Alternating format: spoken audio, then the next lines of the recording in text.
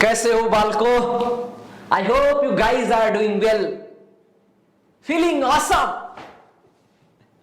बेटा आज एक प्रॉब्लम लेकर आपके सामने आए और बहुत छोटा सा प्रॉब्लम है आपके लिए। दुनिया का बिगेस्ट सेट ऑफ नंबर क्या है? सभी लोग सोचो और फटाफट आंसर कर दो। दुनिया का बिगेस्ट सेट ऑफ नंबर क्या है?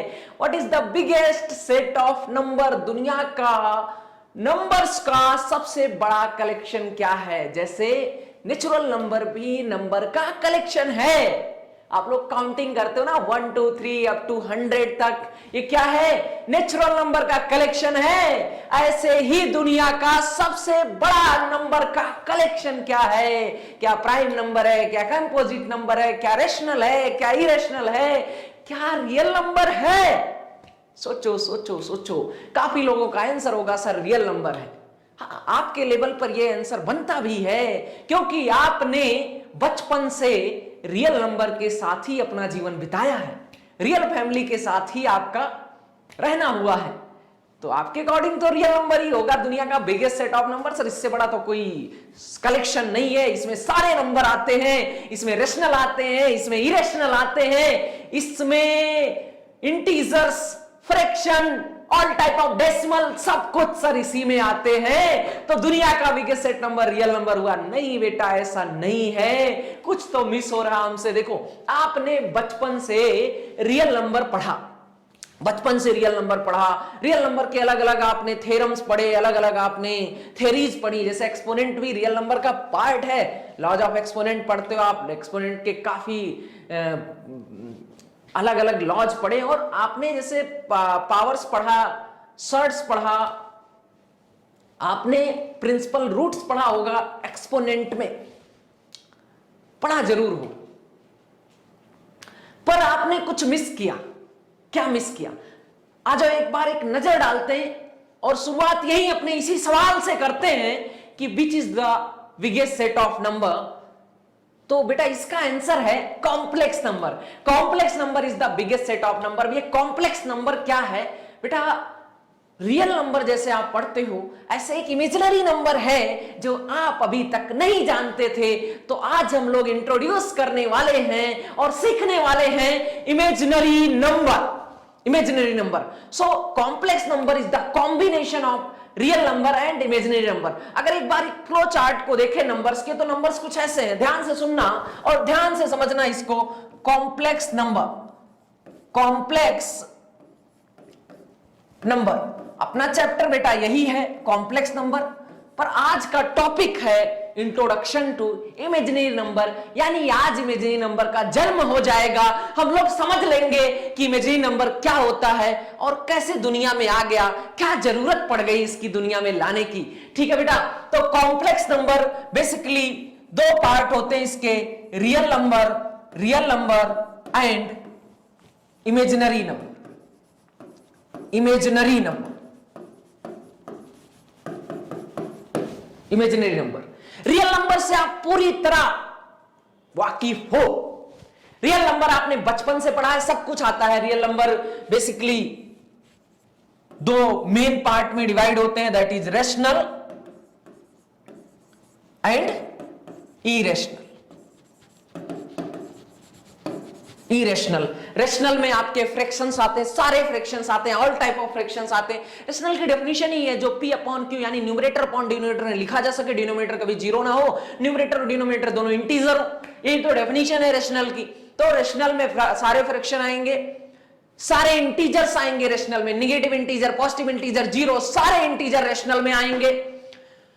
डेसिमल्स सारे नहीं आएंगे। क्यों भाई? डेसिमल बेसिकली 3 टाइप के होते हैं, terminating decimal, non terminating repeating decimal, non terminating non repeating decimal. तो इसमें से केवल दो ही डेसिमल रेशनल होते हैं, terminating decimal and non terminating repeating decimal rational होगा। इरेशनल कौन है? Non terminating non repeating, in short हम इसको NTNR बोलते हैं। NTNR इरेशनल होता। पर ये अपना डिस्कशन नहीं है, ये सब आपने पढ़ा हुआ है, अपना डिस्कशन है ये इमेजिनरी नंबर। तो क्यों जरूरत पड़ गई इसकी? ध्यान से सुनना और समझने की कोशिश करना। बात बहुत सिंपल सी है। आप कभी कभी, एक सवाल फिर से, इसको समझना है तो एक सवाल फिर से, कभी कभी आप लोग जब पढ़ते हो, छोटी क्लासेस में आप पढ़ते रहे, तो आपसे कई बार आपके सामने कुछ ऐसे सवाल आए होंगे, square root of -2, square root of -1, square root of -4, something something. आया या नहीं? आया या नहीं? बोलना, आया? हाँ जी आया। अगर ये सवाल आया तो आपके टीचर्स ने, आपने क्या सोचा, क्या रिप्लाई था इस पर? According to real theory of mathematics, according to real number theory of mathematics, आपका रिप्लाई रहा होगा कि square root of -2 is not possible, square root of -1 is not possible, square root of -4 is not possible.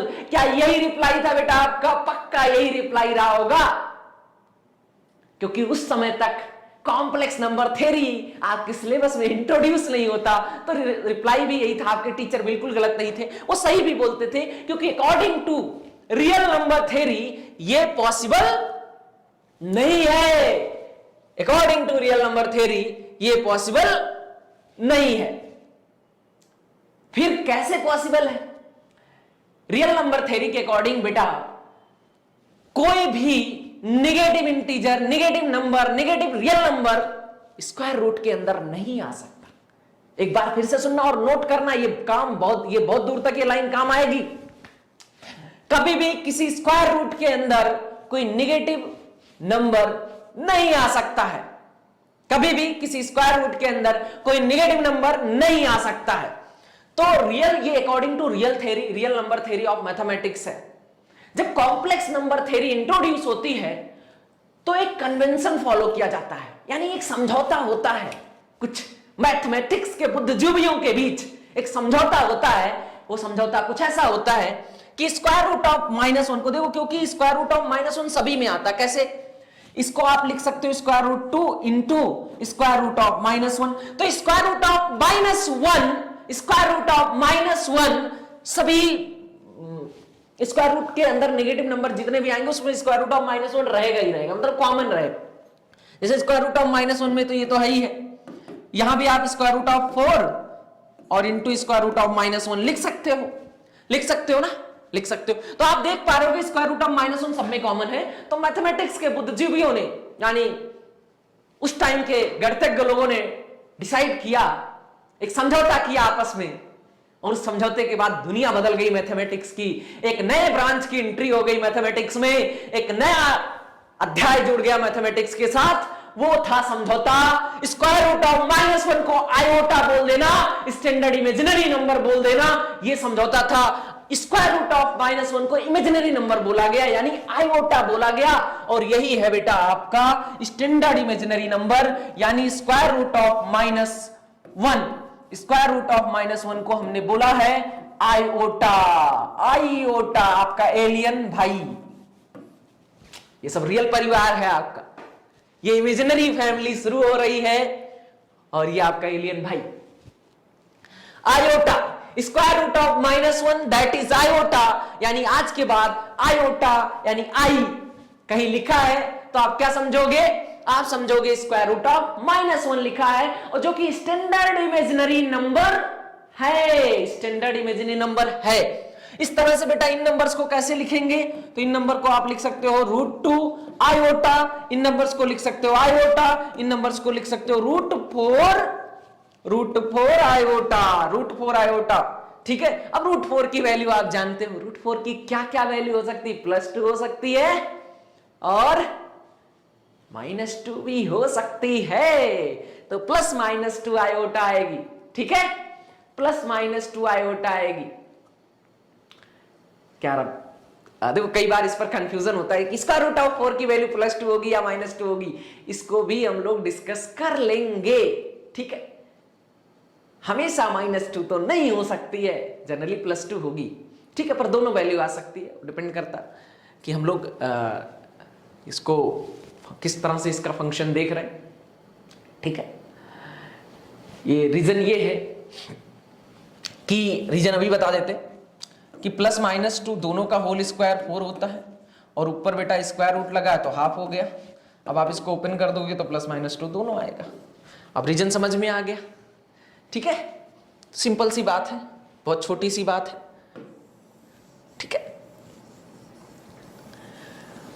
आपके सामने standard imagine number introduce हो चुका है, आप स्टैंडर्ड इमेजिन नंबर को जान चुके हो, तो आ जाओ इमेजिन नंबर की मीनिंग को समझते हैं। आपने स्टैंडर्ड इमेजिन नंबर की जरूरत को समझा कि आया क्यों आया, क्योंकि स्क्वायर रूट के अंदर नेगेटिव नंबर पॉसिबल नहीं थे, और उन नेगेटिव नंबर अगर पॉसिबल नहीं थे, उनको पॉसिबल बनाना था तो इमेजिन नंबर को इंट्रोड्यूस करना था, और इसीलिए इमेजिन नंबर इंट्रोड्यूस हुआ और आपके सामने एक इमेजिन नंबर का कॉन्सेप्ट आया।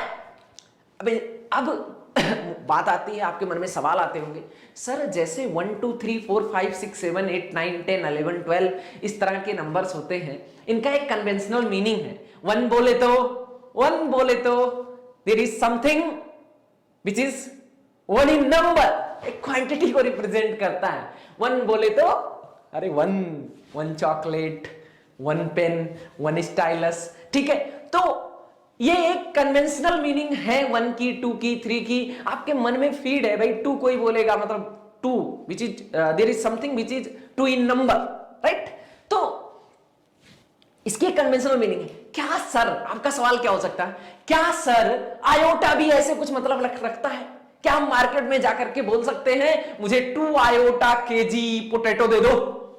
भाई 2 किलो आलू मांग लेते हो मार्केट में जाकर के, क्या मार्केट में जाकर के ये बोल सकते भैया सब्जी वाले हमें 2 आयोटा केजी पोटैटो दे दो? अरे वो खींच कर थप्पड़ मारेगा मारेगा भाई, 2 आयोटा केजी नहीं मांग सकते। क्यों?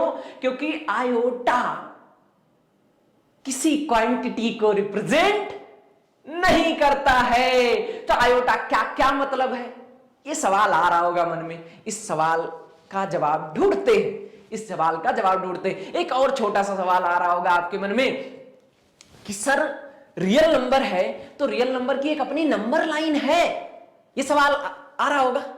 अरे नहीं आ रहा तो आना चाहिए। रियल नंबर की एक अपनी नंबर लाइन है और एक अपना प्लेन भी है। अरे एरोप्लेन नहीं, Cartesian plane, Cartesian coordinate plane, नाम सुना है या नहीं सुना है ना? हाँ, उसी प्लेन की बात कर रहे हैं बालक। कार्टेशियन कोऑर्डिनेट प्लेन एक रियल प्लेन होता है जिसमें एक्स एक्सिस और वाई एक्सिस होते हैं। तो एक प्लेन भी है रियल नंबर का जिसमें सारे रियल नंबर होते हैं। आपने इमेजिनरी नंबर इंट्रोड्यूस किया, क्या इमेजिनरी नंबर की कोई लाइन होती है? क्या इमेजिनरी नंबर का कोई प्लेन होता है? ये भी सवाल आ रहे होंगे। तो टोटल 3 सवाल, चलो इनके जवाब ढूंढते हैं।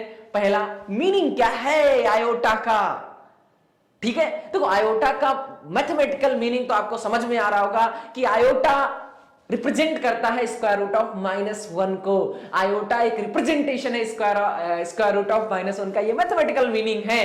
पर इसका एक ज्योमेट्रिकल मीनिंग भी है और आपको वो फील करा देंगे। आ जाओ आगे बढ़ते हैं और मीनिंग को समझने की कोशिश करते हैं बालक।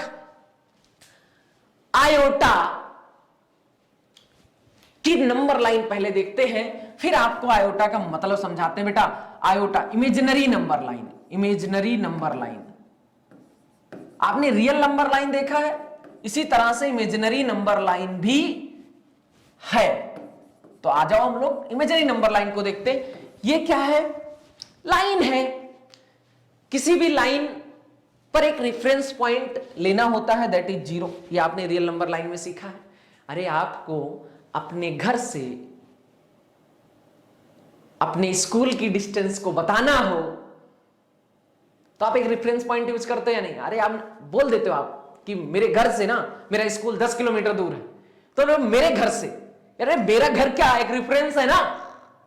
तो नंबर लाइन पर 0 एक रेफरेंस पॉइंट है, 0 एक रेफरेंस पॉइंट है। ऐसे आयोटा, 2 आयोटा,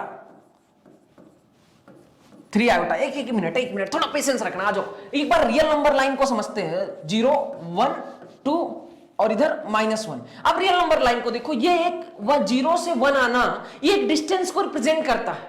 ये एक डिस्टेंस को रिप्रेजेंट करता है, 1 यूनिट डिस्टेंस को। और सेम डिस्टेंस 1 और 2 के बीच में होती है, सेम डिस्टेंस -1 और 0 के बीच होती है। पता है या नहीं?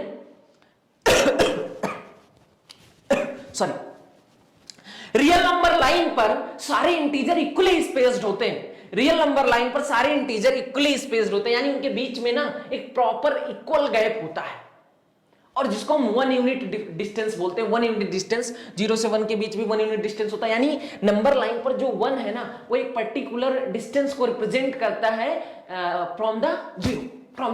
Zero is the reference point. ठीक है यार, ये नंबर लाइन इंट्रोड्यूस होने से तो दुनिया में एक बड़ा रिवोल्यूशन आया था ना। अरे आज जो अपनी दुनिया ऐसे चल रही है नंबर लाइन की वजह से है। अरे आपके मेजरमेंट यूनिट्स आ गए, आप इतने अच्छे अच्छे घर बनाने लग गए,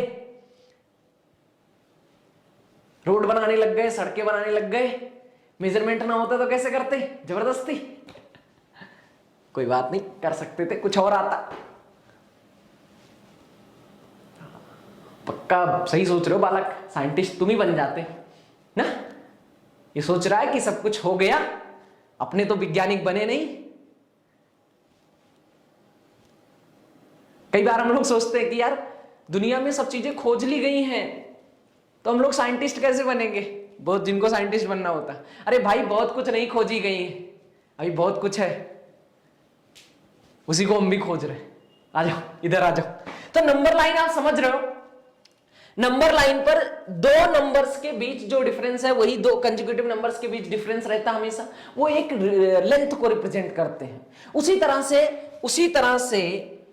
तरह से जब हम इमेजिनरी नंबर लाइन को देखते हैं तो ये 1 यूनिट डिस्टेंस को रिप्रेजेंट करता है, 1 यूनिट डिस्टेंस को रिप्रेजेंट करता है, 0 से आयोटा 1 यूनिट डिस्टेंस को। इसी तरह से ये माइनस आयोटा, ये -2 आयोटा, ये -3 आयोटा। ठीक है, ये एक इमेजिनरी नंबर लाइन है आपकी। तो 0 से आयोटा, अगर 0 रेफरेंस पॉइंट है तो वर्टिकल लाइन पर आयोटा ने 0 से 1 तक जाने में आयोटा ने एक लोकेशन को रिप्रेजेंट किया है। आयोटा क्या रिप्रेजेंट कर रहा है इस नंबर लाइन पर? आयोटा एक लोकेशन रिप्रेजेंट कर रहा है।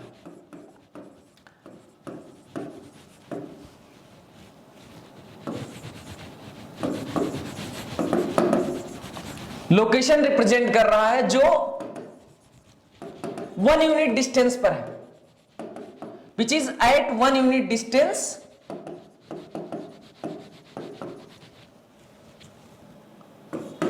From 0 on number line,